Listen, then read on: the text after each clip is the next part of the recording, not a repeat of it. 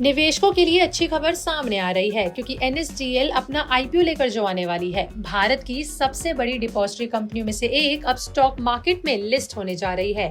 लेकिन सवाल ये है कि क्या ये CDSL जैसा धमाका कर पाएगी? इस वीडियो में जानिए NSDL क्या करती है, इसके IPO की डिटेल्स और कंपनी के फाइनेंशियल्स के बारे में विस्तार से हमारे साथ। मैं आपके साथ तनीषा और आप देख रहे हैं बिज़तक। NSDL यानी कि national securities depository limited Bharat की पहली और सबसे पुरानी डिपॉजिटरी कंपनी है। 1996 में बनी NSDL ने शेयरों को फिजिकल सर्टिफिकेट से हटाकर डीमैट फॉर्म में लाने वाली पहली कंपनी बनी थी। आज भी NSDL देश के लगभग सभी बड़े ब्रोकर्स और इंस्टीट्यूशंस के साथ जुड़ी हुई है, जैसे कि Zerodha, HDFC bank, ICICI bank इत्यादि। इसका नेटवर्क बैंक जैसे कि स्ट्रॉन्ग DP से जुड़ा है, इसलिए ये इंस्टीट्यूशंस में ज्यादा मजबूत पकड़ रखती है। अब IPO की बात करते हैं। देखिए, NSDL IPO पूरी तरीके से ऑफर फॉर सेल है, मतलब एग्जिस्टिंग शेयर होल्डर्स जैसे कि NSE, IDBI bank, SBI bank, HDFC bank, union bank अपने शेयर्स बेचेंगे। यानी इस IPO से कंपनी को कोई फ्रेश कैपिटल नहीं मिलेगा। भाई, IPO की कुल इश्यू साइज की बात करें तो 5.01 करोड़ इक्विटी शेयर्स हैं, जिसका अनुमानित साइज 4011 करोड़ रुपए के करीब बताया जा रहा है।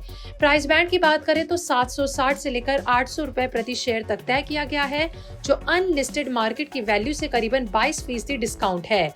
अब बात करते हैं डेट्स और अलॉटमेंट की। तो देखिए, NSDL IPO में 30 जुलाई साल 2025 से लेकर 1 अगस्त साल 2025 तक आप निवेश कर सकते हैं। एंकर बिडिंग 29 जुलाई साल 2025 को होगी। अलॉटमेंट बेसिस तय करने की तारीख 4 अगस्त को तय होगी। रिफंड और शेयर क्रेडिट दोनों 5 अगस्त को होंगे और लिस्टिंग तारीख 6 अगस्त साल 2025 पर BSE और NSE पर होगी।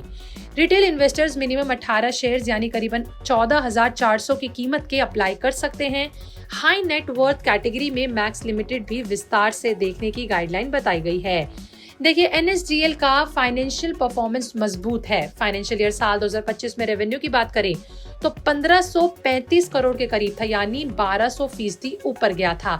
PAT करीबन 340 करोड़ रुपए के करीब था, यानी 25% ऊपर था। ये asset light cash generative company है, जिसकी फ्री कैश फ्लो पॉजिटिव और लेवरेज बहुत कम है। कंपनी के फाइनेंशियल परफॉर्मेंस और नंबर्स काफी मजबूत हैं। पिछले 3 वर्षों में NSDL का रेवेन्यू लगातार बढ़ा है। फाइनेंशियल ईयर साल 2023 में रेवेन्यू 1533 करोड़ था, साल 2022 में रेवेन्यू 1360 करोड़ के करीब था और फाइनेंशियल ईयर साल 2021 में 1099 करोड़ रुपए के करीब था। इसका मतलब है कि पिछले 2 सालों में करीबन 40% से ज्यादा की ग्रोथ देखने को मिली है, जो एक स्टेबल और ग्रोइंग बिजनेस को दर्शाता है। IPO से NSDL को कोई फंड रेज नहीं हुआ, बल्कि एग्जिस्टिंग शेयर्स को एग्जिट का मौका मिला है। रिटेल इन्वेस्टर्स को इस IPO में अप्लाई करने से पहले सोच समझकर देखना चाहिए, क्योंकि वैल्यूएशन डिस्काउंट ठीक है, लेकिन ग्रोथ सपोर्ट, फ्रेश कैपिटल नहीं मिलेगा। अब बात करते हैं NSDL IPO में रिजर्वेशन स्ट्रक्चर की, यानी किन इन्वेस्टर्स के लिए कितने शेयर्स रिजर्व हैं। सबसे पहले QIBs यानी क्वालिफाइड इंस्टीट्यूशनल बायर के लिए नेट ऑफर का अधिकतम 50% हिस्सा रिजर्व है। फिर आते हैं हम जैसे आम निवेशक यानी रिटेल इन्वेस्टर्स, जिनके लिए कम से कम 35% हिस्सा रिजर्व है। और अंत में है NII या फिर HNI इन्वेस्टर्स, जिनके लिए कम से कम 15% हिस्से की बुकिंग हो रखी है। स्ट्रक्चर से साफ है कि रिटेल इन्वेस्टर्स के लिए अच्छी अलॉटमेंट पॉसिबिलिटी है, खासकर अगर ओवर सब्सक्रिप्शन मॉडरेट रहे। हालांकि ये IPO प्योरली OFS है, इसका मतलब कंपनी में फंड इन्फ्यूजन नहीं होगा। लेकिन वैल्यूएशन को देखा जाए तो ये IPO अनलिस्टेड मार्केट के मुकाबले 20 से 22% डिस्काउंट पर आ रहा है, जो काफी अट्रैक्टिव माना जा रहा है।